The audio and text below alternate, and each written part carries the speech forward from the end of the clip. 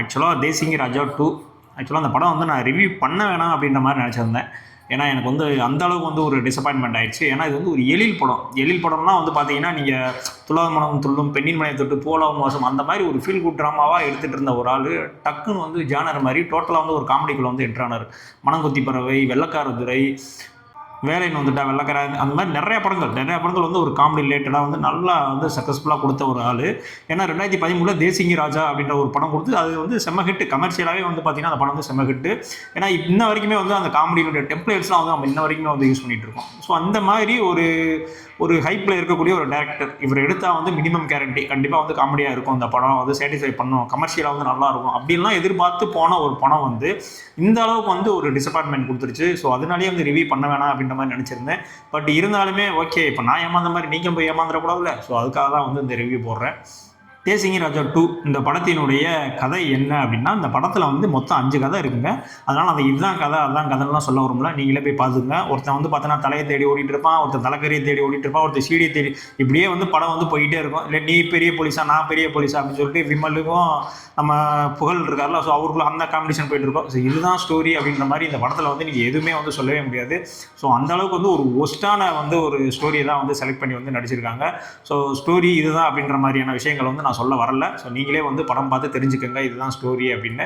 So ஏன் சொல்ல வரேன் அப்படின்னா, இப்போ விமலே எடுத்துக்கிட்டீங்க அப்படின்னா வந்து இப்போ நல்ல ஒரு கம்பேக்கில் தான் இருக்காரு. ஏன்னா விலங்கு வெப் சீரிஸ் வந்துச்சு, அது இல்லாமல் இப்போ வந்து ஜெய்காலி அப்படின்ற மாதிரி எல்லா வெப் சீரிஸு ஓகே ஓரளவுக்கு வந்து ஒரு நல்ல ஒரு ஃபீல் குட்டாக வந்து ஒரு படம் நடிச்சுக்கிட்டு தான் இருந்தார். ரீசெண்டாக கருணாஸ் கூட ஒரு படம் நடிச்சிருந்தாரு. ஸோ அதெல்லாம் வந்து ஓகே தான், இதெல்லாம் வந்து நல்ல ஒரு படம் அப்படின்ற மாதிரிலாம் இருந்துச்சு. ஆனால் ஏன் அந்த மாதிரி வந்தவர் டக்குன்னு வந்து டோட்டலாக வந்து இந்த மாதிரியான ஒரு ஸ்கிரிப்டை வந்து எப்படி ஓகே பண்ணார் அப்படின்ற மாதிரி தான் விஷயங்கள் தான் தெரியல. ஒருவேளை வந்து எழில் இருக்காரு அப்படின்ற ஒரே காரணத்துக்காக வந்து இந்த ஸ்கிரிப்டை வந்து ஓகே பண்ணிட்டாங்களா என்னன்னு தெரியல. ஏன்னா எழிலே வந்து டோட்டலாக வந்து டிசப்பாயின்மெண்ட் பண்ணிட்டாரு. ஏன்னா இந்த மாதிரி ஒரு படம் வந்து அவர் எழுதிய அவருடைய மோசமான நீ ஒரு படத்தை கூட எடுத்து பாருங்களேன், அதுவே நீ உங்களுக்கு வந்து ஒரு அளவுக்கு பார்க்கக்கூடிய அளவுக்கு தான் இருக்கும். ஸோ இது வந்து டோட்டலாக வந்து டிசப்பாயின்மெண்ட்டு.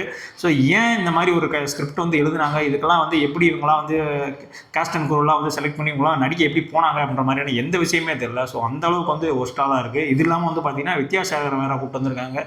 ஸோ வித்யாசாகர் வந்து தன்னுடைய கம்பேக் அப்படின்ற மாதிரிலாம் அவர் நினச்சிட்டு இருப்பார். ஆக்சுவலாக நீ போய் கேளுங்க, நீங்கள் ஒரு பாட்டாவது வந்து எனக்கு வந்து இப்போ மண்டலில் என்ன ஓடிக்கிட்டே இருக்குப்பா அந்த பாட்டு எப்படி மியூசிக் போட்டிருக்காரு, இவர் அப்படி ஒரு பாட்டுக்கு மியூசிக் போட்டார், அந்த மாதிரி நீங்கள் கேட்க ஆரம்பிச்சிருவீங்க. ஸோ இதெல்லாம் வந்து கம்பேக்கே கிடையாது கண்டிப்பாக.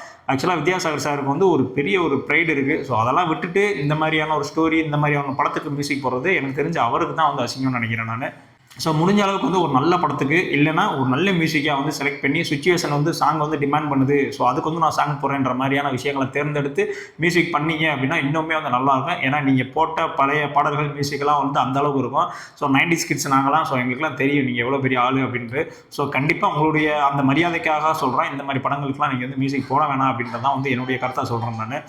ஸோ இது இல்லாமல் வந்து பார்த்தீங்கன்னா படத்தில் வந்து நிறைய ஆக்டர்கள் நடிச்சிருக்காங்க. வையாபுரி நடிச்சிருக்காரு, நம்ம புகழ் இருக்காப்புல, ரவி மரியா இருக்காங்க, சிங்கமுத்து, நிறைய காமெடி பட்டாளங்கள் இருக்காங்க. ஆனால் படத்தில் வந்து நீங்கள் ஒரு இடத்துல கூட சிரிக்கவே மாட்டீங்க.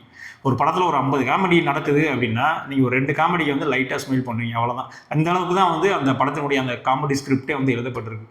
ஆனால் நீங்கள் நார்மலாக ஒரு எழில் படம் போய் பார்த்தீங்க அப்படின்னா ஒரு 50 காமெடி பண்ணுற இடத்துல ஒரு 40 காமெடிக்காவது சிரிச்சிருவீங்க, ஒரு 10 காமெடிக்காவது வயிறு வலிக்க சிரிச்சிருவீங்க. ஸோ அந்த அளவுக்கு வந்து அவருடைய அந்த காமெடி சென்ஸு அந்த ஸ்கிரிப்ட் வந்து இருக்கும், உங்களுடைய கனெக்ட் ஆவீங்க. ஸோ அந்த அளவுக்கு இருக்கும். ஸோ இது வந்து டோட்டலாகவே வந்து இது என்ன படம், இது எதுக்கு எடுத்தானுங்க, இது எதுக்கு காமெடி படம்னு சொல்லி ப்ரொமோட் பண்ணுறாங்க. ட்ரெய்லர் பார்க்கும்போது அது நிறைய பேருக்கு தெரிஞ்சிருக்கும். இது வந்து ஒரு எப்படி சொல்கிறது, ஒரு ஹோப்ஃபுல்லாக இல்லை அந்த படம், இது வந்து நம்மளுக்கு ஒரு நம்பிக்கை தரக்கூடியதாக இல்லை அப்படின்னு மாதிரியான விஷயங்கள் வந்து உங்களுக்கு ட்ரெய்லர்லேயே வந்து தெரிஞ்சிருக்கும்.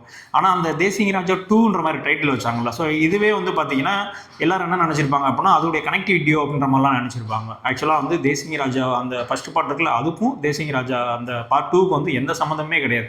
அந்த 2013 நடந்த அந்த தேசிங்கி ராஜா படம் இருக்குல்ல, அந்த படத்தினுடைய அந்த பேரவே கெடுக்கிறக்காக அந்த படம் தான் இந்த தேசிங்கி ராஜா 2 அப்படின்ற மாதிரி நான் சொல்லுவேன். இந்த புகழ்லாம் பார்த்தீங்கன்னா ஆக்சுவலாக வந்து அவர் காமெடி பண்ணுறன்ற பொருள் கத்திக்கிட்டே தான் இருக்காப்புல. நீங்கள் விஜய் டிவிலே பார்த்தீங்கன்னா அவர் அந்த வேலையை தான் பண்ணிட்டு இருப்பார், கத்திக்கிட்டே இருப்பார். ஸோ இங்கேயுமே வந்து அதே விஷயம் தான், அப்படி சத்தம் போட்டு கத்திக்கிட்டே இருந்தால் எல்லாம் சிரிச்சிருவாங்களா அப்படின்னு மாதிரி நினச்சிட்டு இருக்காங்க. ஸோ காமெடியாக அங்கே ரைட்டிங்கில் இருக்கணும், ஏதாவது ஒரு விஷயம் இருக்கணும், அப்போ தான் வந்து ஆடியன்ஸ் வந்து கனெக்ட் ஆகி வந்து அவங்க வந்து சிரிப்பாங்க.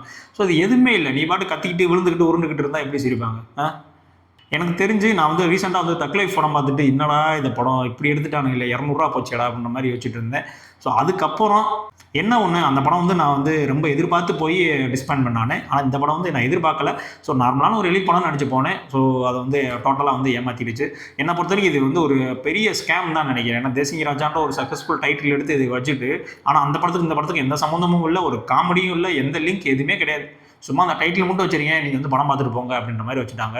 அது ரொம்பவுமே வந்து ஒரு ஏமாற்றமாக இருக்குது. அதுவும் எழில் சார் படத்தில் எனக்கு இது வந்து ரொம்பவுமே ஏமாற்றம். எழில் சார் படங்கள்லாம் எனக்கு நார்மலாக நான் போட்டாலே வந்து நல்லபடியாக பார்த்துட்டே தான் இருப்பேன். ஓகேப்பா நல்லா ஜாலியாக போயிட்டு இருக்கா அப்படின்ற மாதிரி பார்த்துட்டு இருப்பேன். ஸோ எனக்கே வந்து இந்த படம் வந்து ரொம்பவுமே வந்து டிசப்பாயின்மெண்ட் ஆயிடுச்சு. ஸோ விமல் சார் ஆகட்டும், வித்யாசாகர் சார், எழில் சார் எல்லாத்துக்குமே சொல்கிறது என்ன அப்படின்னா, கண்டிப்பாக இதை விட ஒரு பெட்டரான ஸ்கிரிப்டில் நீங்கள் 3 பேர் ஜாயின் பண்ணுங்கள். ஜாயின் பண்ணி இதுக்கு முன்னாடி வந்து அந்த காமெடி அந்த மாதிரியான படங்கள் ஜானரில் வந்து ஸ்டோரி எழுதி இன்னுமே வந்து சக்ஸஸ்ஃபுல்லாக வந்து நீங்கள் வந்து வரணும். ஸோ உங்களுக்கான ஜானர், உங்களுக்கான படம் கதை இது கிடையாது. ஸோ டோட்டலாக இதை விட்டு வெளியில் வந்துட்டு வேறு மாதிரியான யோசிச்சு நல்ல முறையில் திரும்ப நீங்கள் முன்னே வரணும் அப்படின்றது தான் வந்து என்னுடைய ஆசையும் கூட. ஸோ ஓவரால் அந்த படம் எப்படி இருக்குது அப்படின்னு கேட்டிங்கன்னா, 200 வச்சுருந்தீங்கன்னா வீட்டில் ஞாயிற்றுக்கிழமை கறி எடுத்து சாப்பிட்டுட்டு வீட்டிலேயே நல்லபடியாக தூங்குங்க அப்படின்றது தான் வந்து இந்த படத்தினுடைய ரிவ்யூ. இதே மாதிரியான அடுத்த ரிவ்யூவில் வந்து உங்களை சந்திக்கிறேன். பை.